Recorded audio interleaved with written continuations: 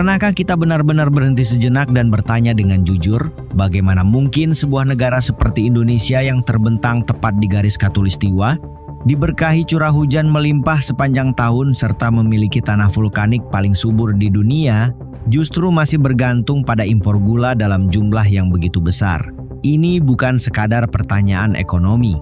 Ini adalah ironi nasional yang seharusnya menggugah kesadaran kita semua. Data terbaru dari United States Department of Agriculture atau USDA tahun 2025 mengungkap fakta yang sulit untuk disangkal.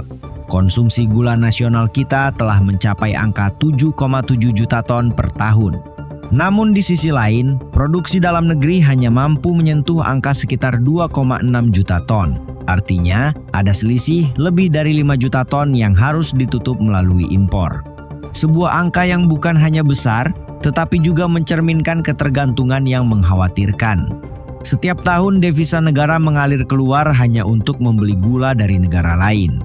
Padahal jika kita melihat potensi alam yang dimiliki, kondisi ini terasa seperti sebuah paradoks yang menyakitkan. Kita seperti bangsa yang duduk di atas ladang emas tetapi memilih untuk membeli logam dari luar.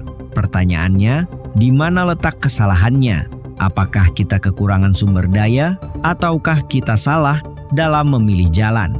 Selama puluhan tahun bahkan sejak masa kolonial, kita terjebak dalam satu paradigma yang seolah tidak pernah berubah. Kita menggantungkan produksi gula nasional pada satu komoditas utama, yaitu tebu. Tanaman ini yang secara ilmiah dikenal sebagai Saccharum officinarum telah menjadi tulang punggung industri gula kita. Namun apakah pilihan ini masih relevan dengan kondisi zaman dan tantangan iklim saat ini? Faktanya, tebu bukanlah tanaman yang mudah dipelihara. Ia membutuhkan lahan datar yang luas, sistem irigasi yang baik, serta perawatan intensif yang tidak murah. Lebih dari itu, tebu juga harus bersaing dengan tanaman pangan lain seperti padi, yang jelas memiliki prioritas lebih tinggi dalam konteks ketahanan pangan nasional.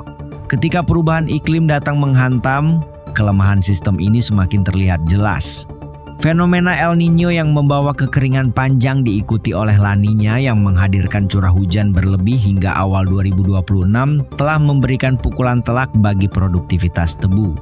Rendemen gula menurun drastis, kualitas panen tidak stabil, dan pada akhirnya petani menjadi pihak yang paling dirugikan. Di tengah kondisi tersebut, pabrik-pabrik gula kita yang sebagian besar sudah tua dan tidak efisien semakin memperparah keadaan.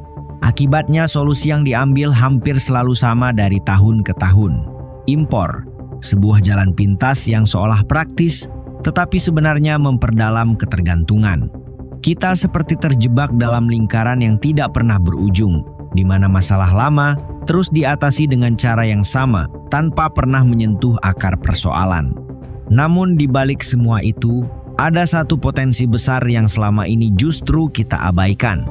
Sebuah sumber daya lokal yang tumbuh alami di berbagai wilayah Nusantara, yang tidak membutuhkan perlakuan khusus dan bahkan mampu berkembang di lahan-lahan yang dianggap tidak produktif. Tanaman itu adalah aren atau secara ilmiah dikenal sebagai Areng apinata. Jika kita berbicara berdasarkan data dan penelitian, perbandingan antara tebu dan aren sangatlah mencolok. Rata-rata produksi gula dari tebu di Indonesia hanya berkisar antara 5 hingga 8 ton per hektar per tahun.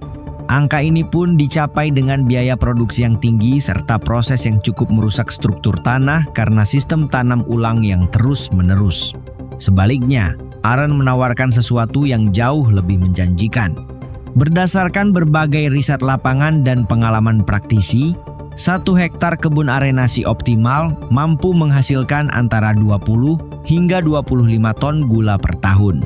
Artinya, produktivitas aren bisa mencapai 4 kali lipat dibandingkan tebu. Sebuah perbandingan yang seharusnya cukup untuk mengguncangkan cara pandang kita selama ini.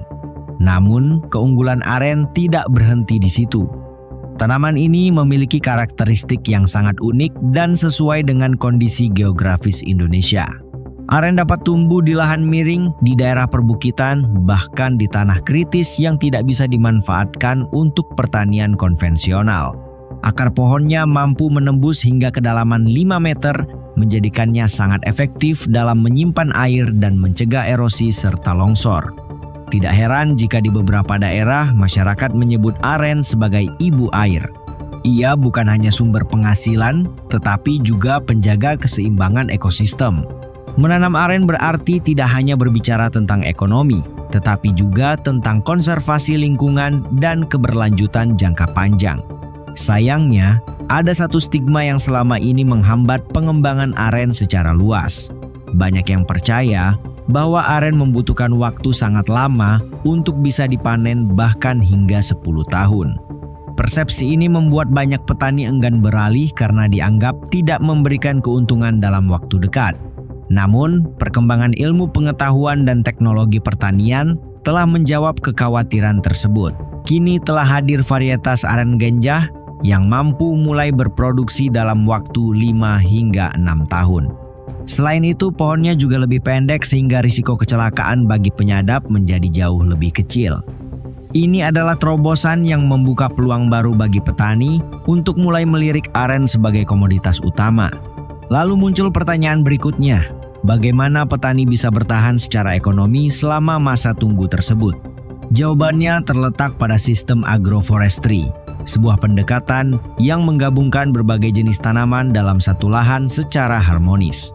Di bawah naungan pohon aren, petani dapat menanam kopi, kakao, atau bahkan berbagai jenis rempah seperti kapulaga dan porang.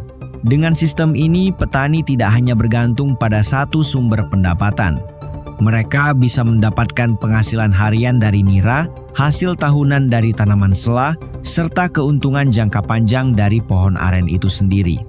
Ini bukan sekadar strategi bertani, tetapi sebuah sistem ekonomi yang dirancang untuk tahan terhadap krisis. Namun, produksi yang melimpah tidak akan berarti jika tidak diimbangi dengan pengolahan yang baik. Salah satu tantangan utama dalam produksi gula aren adalah sifat nira yang sangat mudah mengalami fermentasi. Jika tidak ditangani dengan benar, kualitas gula akan menurun dan sulit bersaing di pasar. Selama ini, masih banyak praktik yang menggunakan bahan kimia berbahaya untuk mengawetkan nira. Padahal pasar global terutama di Eropa sangat ketat terhadap residu kimia. Produk yang tidak memenuhi standar akan langsung ditolak. Oleh karena itu, diperlukan pendekatan yang lebih modern dan ramah lingkungan. Penelitian terbaru menunjukkan bahwa bahan alami seperti ekstrak kulit manggis atau kitosan dari cangkang udang mampu menjaga stabilitas pH nira secara efektif. Selain itu, penggunaan teknologi seperti vacuum evaporator memungkinkan proses penguapan dilakukan pada suhu rendah sehingga warna, rasa, dan kandungan nutrisi tetap terjaga. Hasilnya adalah gula aren berkualitas tinggi yang mampu menembus pasar ekspor. Permintaan global terhadap pemanis alami dengan indeks glikemik rendah terus meningkat. Gula aren dengan indeks sekitar 35 menjadi salah satu produk yang sangat diminati. Ini bukan lagi sekadar komoditas lokal, tetapi telah bertransformasi menjadi bagian dari tren gaya hidup sehat dunia. Namun untuk benar-benar mengangkat kesejahteraan petani diperlukan perubahan dalam sistem distribusi dan pemasaran. Selama ini banyak petani yang terjebak dalam sistem ijon dan tengkulak yang merugikan. Solusinya adalah melalui pembentukan koperasi atau korporasi petani yang kuat. Dengan sistem ini, petani dapat mengelola produksi secara kolektif, meningkatkan kualitas, dan memiliki posisi tawar yang lebih baik di pasar.